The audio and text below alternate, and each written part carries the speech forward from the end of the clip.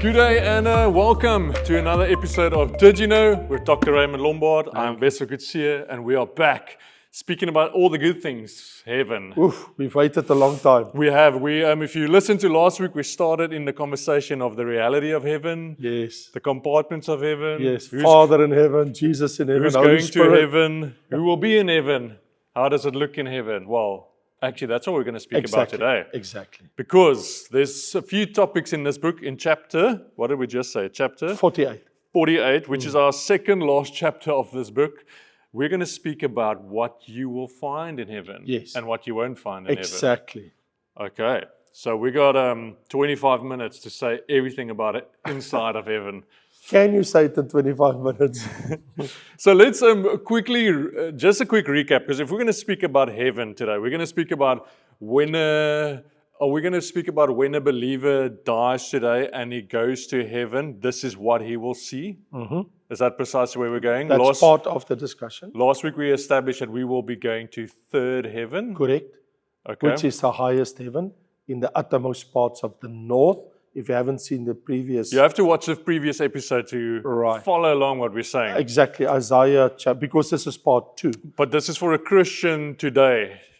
Maybe you've got family, friends, people you know as Christians that has passed Right. away. Where are they today? Oh, yes. What's happening in heaven? What's happening? Exactly. What are they doing? And what's not happening in heaven? Okay, so Dr. Ray, tell us. We got 48. If you go to your book and you go to 48.7, it says this: what can I expect to find in heaven? Yes, yes. Start us off there today. Yes. I think the fact that Jesus said to his disciples, when they already start mourning the fact that he says he's going to leave them and he's going to go to heaven and they're going to be alone. And his words to them were, let your hearts not be troubled, but believe in God, believe in me. And then Jesus made this profound statement. In my Father's house, and he's talking about heaven. Mm-hmm. He calls heaven my Father's house. Yes. Take note of that. Okay. My Father's house. What is your house like? Just think for a moment. In my Father's house. Just get the picture. And if you say your father's house, your father probably lives there. Sure. So God the and what Father is lives happening there? So Jesus said, there are many mansions. Mm-hmm. If it were not so, I would have told you, I go to prepare a place for you, and I go and prepare a place. I will come again and receive you to myself, that where I am, you may be also. So what we do know immediately is Jesus said, I'm there. My Father's there. It's my Father's house. Yeah. So Jesus actually called heaven like my Father's house. If you would look in the book of the Psalms, you would find that David and others will talk about heaven as a place where God has a palace. It actually says physically in the Bible, literally, that God lives in his palace in heaven. Okay. That must be a place and a half. Yeah. Think about that. God's palace. God's palace. And then who's the mansions for? If you just read there's many mansions. Yes, it's a place to stay. Yeah. Because, I mean, we get heavenly bodies, according to 1 Corinthians 15. We are clothed with clothes. Mm-hmm. And so where will we live? And so there are many mansions. Like when you look at the New Jerusalem, and we will get to it, me and you, I think in our last episode, we spent the whole... next chapter. Exactly about the New Jerusalem. But so in the New Jerusalem, which is 1,500 kilometers high and wide and breadth. So here's my question.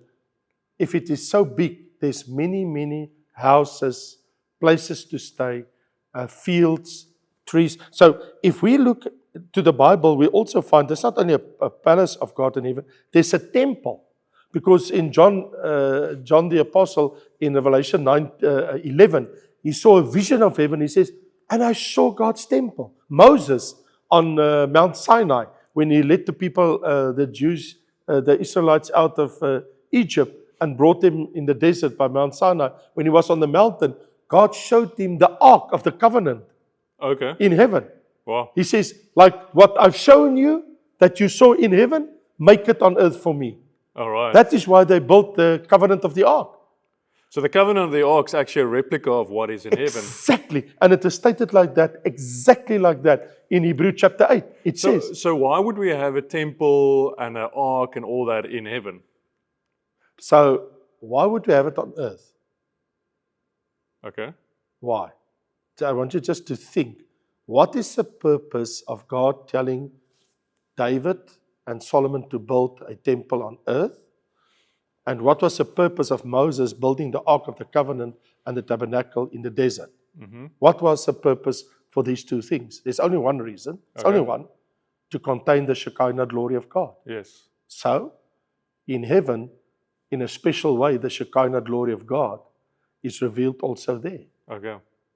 So you would even see that when God comes for certain judgment on earth, the Bible says, and no one is allowed to enter the temple in heaven because of God's fury and God's anger and God's judgments poured out over the earth. But I mean, we talk about what do we find in heaven. Yeah. There is an ark of the covenant in heaven. Okay. There's a temple in heaven. And also the throne of God. Because in Revelation chapter 5 and chapter 4, he saw a throne of God in heaven. Isaiah, in Isaiah chapter 6, he saw the throne of God in heaven. There were others that saw the throne of God. Even the psalmist in Psalm 11, he talked about God's throne in heaven. So let me ask you this. Where is the throne of God?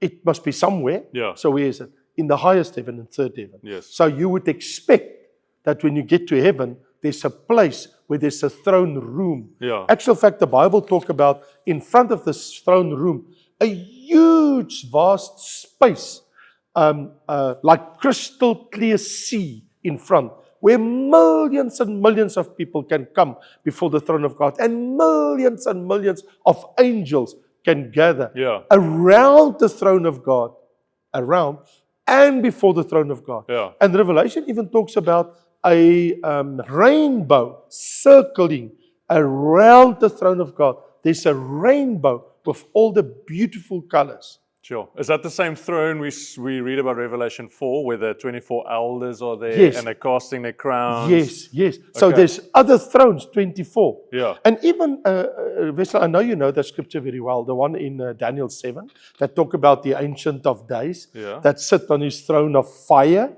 And it actually goes so far as to explain in Daniel chapter 7, it says, what he saw. I said, I saw the Ancient of Days, his garment was white as snow, and the hair of his head was like pure wool. His throne was a fiery flame, it wields a burning fire, and fiery stream issued and came forth from before him, and thousands ministered to him. 10,000 times 10,000 stood before him. The courts were seated and the books were opened. What a sight Yeah. that he saw. So in heaven there's books, and there's a throne, and there's chariots of fire and wheels of fire, and thousands. Because remember, heaven is a place of angels. Like God made man to live on earth. Why do you think the New Jerusalem does not stay for all eternity in heaven and come down to earth? Because the city of God, the holy city, comes down to earth to Yeah. be where man is. Ooh. That is for next week. Right. And heaven is Because that only happens after the second coming of Jesus. yes, and the thousand because years. we talking about today what we're getting Right. during the church age. Yes. Okay. So heaven, Vessel, think about this. Heaven is the abode, the place where angels live. Yes. Cherubim live. Seraphim live. The living beings, the Zoa, live and reside. Yeah. So in other words, God created heaven for the angelical host. Yes. And there's millions and millions of different angels, holy angels. Sure. God names, everyone has their own name. Yeah. You know what's the most amazing thing of the heaven of angels? Man was created Adam, and Eve was created from the side of Adam. God used one of his ribs. And out of that too, all human beings that ever came to existence come from them. Yeah. All right. Not so with angels. He created everyone individually. Yes. Sure. Man, he created one man Yeah. and one woman. And we have billions of people coming from them. Yeah. Yes. But not so with angels. every angel separately is a masterpiece of God. Sure. And so he made Lucifer, beautiful angel. Yeah. He made Michael, an archangel. He made Gabriel, an archangel. So you have like a hierarchy Mm-hmm. in the angelical world. And you have seraphim, the burning ones. They protect the holiness of God. You have the seraphim. They are the throne bearers. They carry the throne of God and move it if they want from one place to another, as we see in the book of Ezekiel. Sure. So you have all these heavenly hosts. They have got faces like a man, a calf, a beast, a lion, and the eagle. And some of them got 6 wings. Some of them have 4 wings. Some of them have 2 wings. Can you imagine walking into heaven, see all the chariots of fire there, and see all these angels and all these heavenly beings, and then meet your family Yeah. and all that died before are Christians, and they're all there, and Paul is there, Peter's there, and they're all there in the glory of God. Sure. And then, I wonder how weird, because I'm like, for me, that sounds crazy. You Yes. walking in and there's an eagle angel speaking to you. You're like with Vessel- the face of an eagle Vessel, or it this or it is 5 minutes away from you now. yeah, that's crazy. If you get a heart attack now, you're going to be there in 5 minutes. At least I'm nice and young. And paradise. Yeah. And the Bible talk about paradise as the bosom of Abraham, and where there's time of rest and peace. Yeah. So we have paradise. Jesus promised in paradise there's a tree of life. Yes. There's the fruit of life. There's the fruit to eat of the tree. And what is amazing about this tree of life in heaven, that every month it has new fruit on a monthly basis. Mm-hmm. Now, Why? God is, of course, a God of variety. Yeah. I mean, Oh, so you meaning not the same fruit, new fruit on the same tree? so yes, Like you can have an apple this month and a mango the next month. so here's the interesting thing. Yeah. If you read, now you can use your imagination. Okay. I'll read the verse. You interpret it the way you want. In the middle of the street, there's streets in heaven, Mm-hmm. and either side of the river, there's rivers, Mm-hmm. was the tree of life. So there's a very specific tree, Yeah. tree of life. There's palm trees and many other trees in Yeah. heaven that we read of in the book of Revelation. People with palm trees in heaven with the leaves of palm trees. But it says, was a tree of life which bore 12 fruits, each tree yielding its fruit every month. And in your Afrikaans version, it says, every month there's new fruit on the tree. So every 30 days, there's new fruit. Yeah. So if a fruit hang on the tree for 30 days, then is it old? You can't eat it? No. There's something new God has. Here's my question. 12 months in a year, because it says for a year, 12 months a year. So here's my question. Yeah. After 12 months, 12 different fruit, do we go back to the first one? Or does God have the power that for all eternity, every 30 days, Yeah. it will be a fruit that you've never eaten in your entire life in eternity? Well, probably. I would That we'll bel- find out. I would believe that rather. You Yeah. know why? If God has made this billions and billions and billions of galaxies and stars, why wouldn't He give us all this wonderful food to eat for all eternity? It's interesting that with that saying that there will be time, because we're going to have months and a Sure, year. yes. And a, So you can count on a monthly basis eternity. so what's the significance of this tree of life? Why is there a tree of life in heaven? Because I'm like, there's billions of people, hopefully, and there's one tree. So, How are we all going to eat from it? well, it says there's streets, and on the side of the streets, both sides, there's rows and rows and rows and thousands of trees. Okay. Because the New Jerusalem, if you look at the Bible, the distance, it's from here to the border of Angola, Yeah. and from here to Zimbabwe, to Harare, if you wish. So in other words, you talk about 2,600 kilometers by 2,600 kilometers from the east to the west, from the north to the south. And that's just the ground floor. Yeah. And it is 2,600 kilometers high. Sure. So you've got all the streets with all this fruit everywhere Okay. in the New Jerusalem. And we'll be eating that for sustenance or just pleasure or, like for the taste of it or... I think it's for all of that, but there's a difference for us eating it and for the nations on earth in Revelation 21 eating it. Okay. Because the nations that eat it, it says, and the nations of the earth shall be saved. They shall walk in the light, and the kings of the earth bring their glory and honor into it. Its gates shall not be shut at all by day, therefore there be no night. That's in the New Jerusalem. And they shall bring the glory and the honor of the nations, but there shall by no means enter anything that defiles or causes abomination or a lie. Only those whose names are written in the book of the Lamb. So in other words, you can only eat of that tree if your name is in the book of the Lamb. And it says that at the gate of the city, it says here in Revelation 21, there's 12 angels, and the 12 angels guard the 12 gates, and they have the book of life, everyone. There's 12 book of lives, identical by the 12 gates. So here's the thing. So to enter the New Jerusalem, people that live on earth in the 1,000 year, in the new eternity, they have to have their names in the book of life. So what we're actually establishing here is you can only be in heaven if your name is in the book of life. Yes. So this is something else that's in heaven. But there's also books in heaven.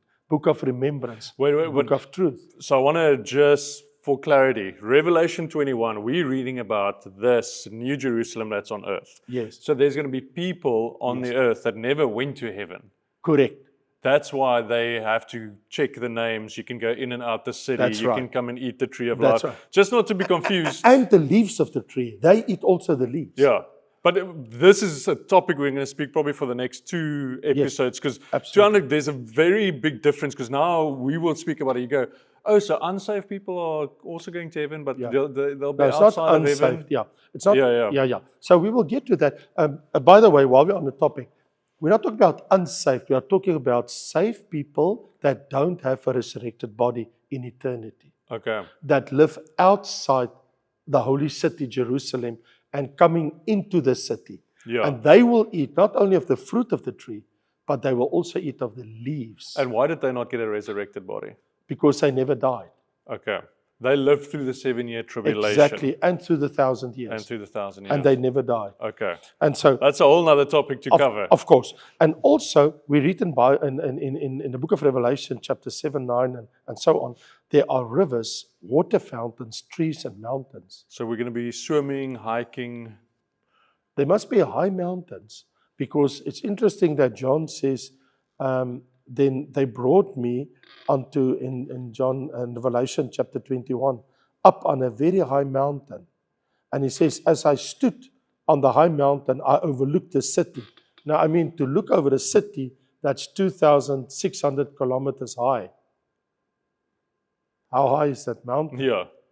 Because, I mean, Mount Everest in the world that I'm currently is 10 kilometers high. Mm-hmm. And Jerusalem's going to be?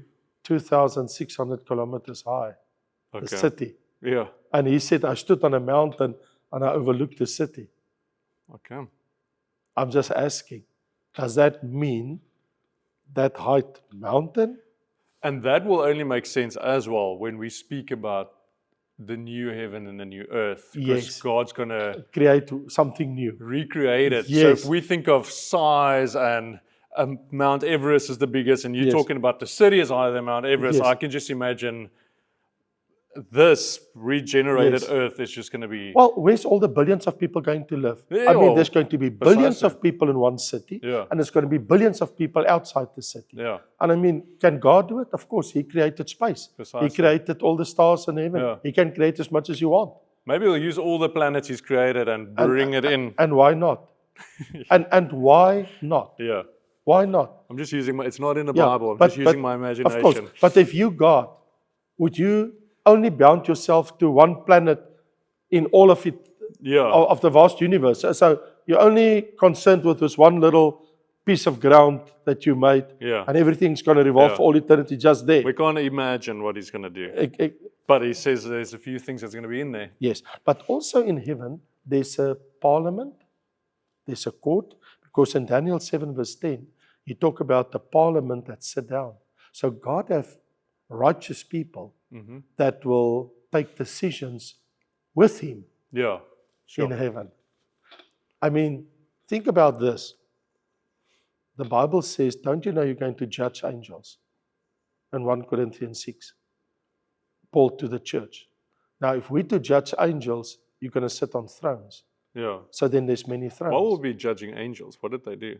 Or, So it can only be fallen angels. okay.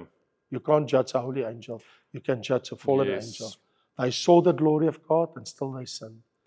And that's at the white throne judgment? Well, the question is, if it is at that very moment, possibly, then at the white throne judgment, after people have been judged, because we read in Jude and in Peter that the angels in Tartarus, we discussed it, they wait the eternal judgment that's coming their way. Yes. And so what's very interesting is Paul said, don't you know we're going to judge angels Sure. one day? So God's going to judge people, unbelievers, and then what we're reading here and can think of that people will then be judging the angels, Sure, what they that- did. Yes, that Wow. too. And so we talk about this judgment. And also, when we read in the Bible, we also discover there's crowns. So there must be rooms. Where's all the crowns of all the millions of believers that's going to receive crowns? Where are the crowns now? Yeah, yeah. Are we wearing it or we We will, but here's my question. keep it in your mansion? Where is it now? Oh, where is it now? Yes. Do you think it's already made, those Of crowns? course it is. Oh, So there's a place where God has all the rewards. What Yeah. about our rewards? Where's that? So God has places where the rewards is kept. I mean, if there's books, we read of in Revelation 20, and the books are opened. Now we read of the books of the works of people. So where's that book stored? It's in a place in heaven. yeah. There's a book of truth. There's a book of the wars of the Lord in Daniel. There's a book of remembrance in Malachi. And there's a book of life. It's probably Where's on all the these on the books? cloud, you know, or do you think it's a real book?